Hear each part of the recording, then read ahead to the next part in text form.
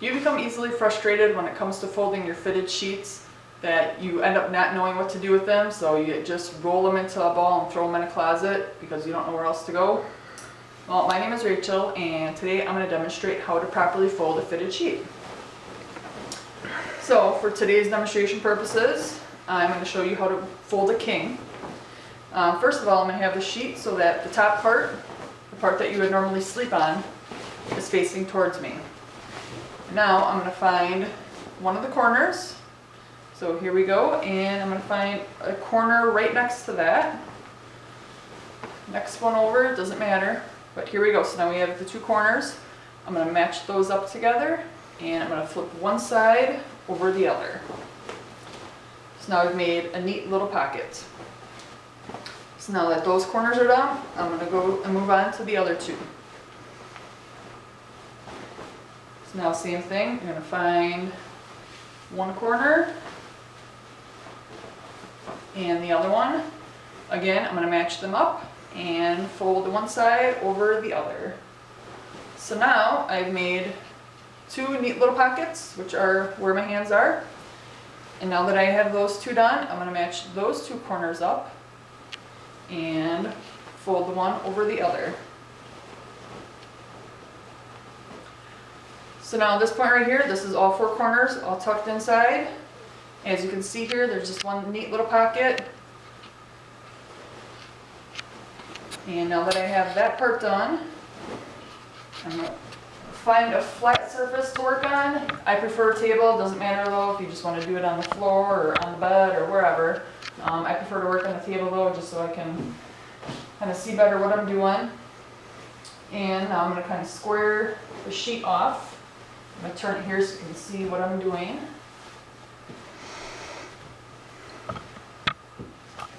So now I have the elastic end up at the top here and the non-elastic end down at the bottom.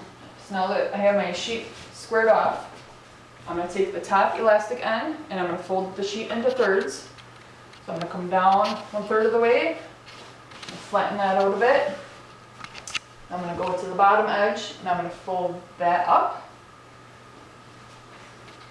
and flatten it out once again. And now I prefer to take the thicker end where all the elastic is bunched up, and that's where I'm going to start my fold. So now I'm going to fold that into one and two. So now I folded the sheet into thirds, and there you have it, a nice fitted sheet. This is normally how I prefer to fold them. However, when it comes to the final folding, it's not really quite so important. If you prefer to fold it into quarters, fold it in half and then once more. Now it's going to be a little bit thicker this way, but it's not going to be nearly as wide. Or again, if you prefer to fold it in half and then fold it into thirds at that point. Again, now it's going to be even thicker still, not nearly as wide. It kind of all depends on where your storage area is and how you plan on storing them, and kind of basically what your personal preferences are. Now that I folded the king, like I said, this will work with any size sheet. Again, that was the king size, but just to show you how well this works, I'm going to now demonstrate with the crib. So same thing. I'm going to find two of the corners. Doesn't matter again if it's the short side like this, the long side, it really doesn't matter. Again, I have the part though that the child would sleep on facing towards me. I'm going to find the two corners, match them up, turn them inside out, make a little pocket, and same thing with the other side.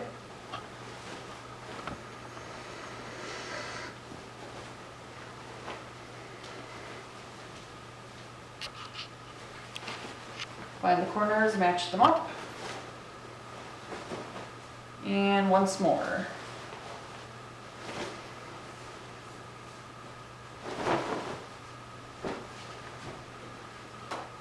And again, I'm going to square it off. Because this is a slightly smaller sheet, I prefer just to fold it in half once, kind of flatten it out, and then fold it into thirds. But again, now you have a nice fitted sheet, all folded up neatly.